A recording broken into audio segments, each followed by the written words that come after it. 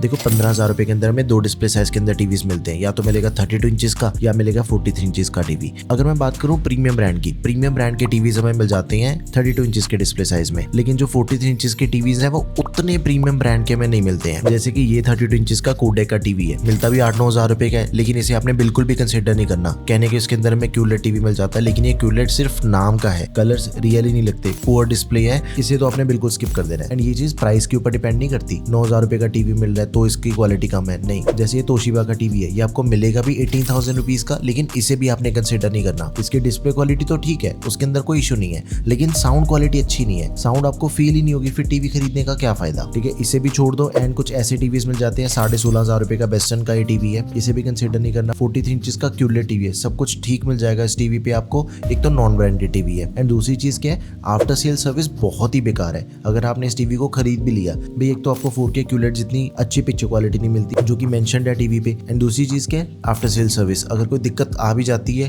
कहाँ लेके जाओगे इसको, ठीक है। तो अगर आपने 32 इंचेस के डिस्प्ले साइज के अंदर टीवी परचेज करना है, सैमसंग का टीवी आता है 14,000 रुपए का, 32 इंचेस का HD रेडी रेजोल्यूशन है, बेजलेस डिजाइन है, इससे बढ़िया पिक्चर क्वालिटी आपको इस बजट के दूसरे किसी टीवी के अंदर नहीं मिलती 32 इंचेस के अंदर। देखो डिस्प्ले में चाहे कलर्स की बात करें, कंट्रास्ट की बात करें, ब्राइटनेस की बात करें, सब कुछ एकदम टॉप ऑफ द गेम है। एंड सबसे बढ़िया चीज जो इस टीवी की है दैट इज ऑपरेटिंग सिस्टम। इस पे हम ज्यादातर ध्यान नहीं देते हैं, लेकिन अगर आप इस पे ध्यान नहीं दोगे, अगर आपके टीवी का OS बढ़िया नहीं है, कुछ महीनों के बाद उसके अंदर फिर लैग मिलने लग जाएगा। ये चीज सैमसंग के अंदर पॉसिबल ही नहीं है, बहुत ही स्मूथ UI है। एंड इसके अंदर हमें टाइजन ऑपरेटिंग सिस्टम मिलता है जो कि सैमसंग ने खुद अपने टीवीज के लिए तैयार किया हुआ है। बिल्ड क्वालिटी भी एकदम शानदार है, सालों साल तक अपना टीवी चलेगा। 20 वॉट के आउटपुट वाले स्पीकर्स मिल जाते हैं, जो स्पीकर्स की क्वालिटी है वो भी काफी बढ़िया है। 100% वॉल्यूम पे यूज करो, कोई दिक्कत नहीं आती, कोई डिस्टॉर्शन नहीं है। छोटे से मीडियम साइज के रूम के लिए आपको साउंड बार लेने की जरूरत नहीं पड़ेगी। 1 साल की वारंटी मिल जाती है, तो आप इसे जरूर कंसिडर करें। लेकिन अगर आपने सैमसंग के अलावा दूसरे किसी भी टीवी को कंसिडर भी करना है, LG का टीवी आता है 13,500 रुपए के अंदर में मिल जाएगा। 32 इंचेस का HD रेडी IPS पैनल दिया गया,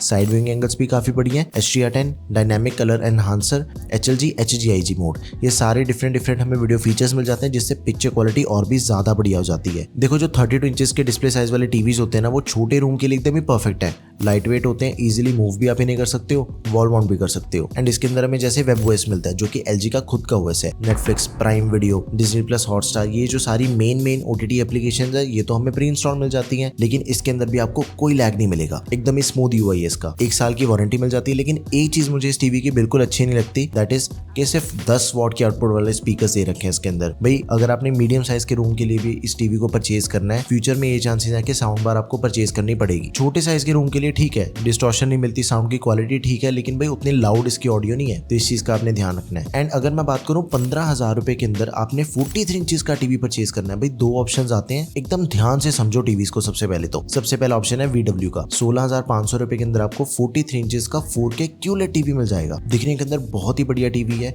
पिक्चर क्वालिटी भी ठीक है इसकी, 30 वॉट के आउटपुट वाले स्पीकर्स है, 2.1 चैनल सबवूफर है, यानी कि 2 स्पीकर्स एंड साथ में एक सबवूफर। एक चीज का ध्यान रखना है, 80% वॉल्यूम से ज्यादा यूज करोगे डिस्टॉर्शन मिलती ही मिलती है। 2GB रैम है, 16GB की storage, Google TV operating system दिया गया, वारंटी 18 मंथ्स की है। इस टीवी को खरीदने से पहले हमने चेक करनी है इसकी आफ्टर सेल सर्विस, जहां पे भी आप रहते हो। अगर तो इसकी आफ्टर सेल सर्विस है फिर तो कोई दिक्कत वाली बात नहीं है, लेकिन VW की आफ्टर सेल सर्विस की कोई गारंटी नहीं है अगर आसपास सर्विस सेंटर नहीं है, तो इस चीज को आपने जरूर ध्यान रखना है अगर हम VW के साथ में जाते हैं। दूसरा ऑप्शन 43 इंचेस का आपको बताता हूँ, थॉमसन का टीवी है, 14,000 रुपए के अंदर में मिल जाएगा। ये टीवी सिर्फ फ्लिपकार्ट पे अवेलेबल है। 40 वॉट के साउंड आउटपुट हमें इसके अंदर मिल जाती है, यानी कि जो छोटी साउंड बार होती है, जो छोटा होम थिएटर सिस्टम होता है, उतनी तो आउटपुट इसके अंदर ही आपको मिल जाएगी। लेकिन इसकी भी क्लैरिटी के अंदर थोड़ा बहुत इशू है, लाउड वॉल्यूम पे यूज करोगे थोड़ी बहुत आवाज फटती है इसकी। 0.5GB रैम है, कुछ महीनों के बाद आपको इसके अंदर लैग मिलेगा ही। 4GB की स्टोरेज मिल जाती है, स्टोरेज भी थोड़ी कम है। एंड लाइनक्स ऑपरेटिंग सिस्टम दिया गया है, मतलब कि एप्लीकेशंस की जो फ्रीडम होती है कि भाई कोई भी एप्लीकेशन को हम डाउनलोड करके यूज कर ले,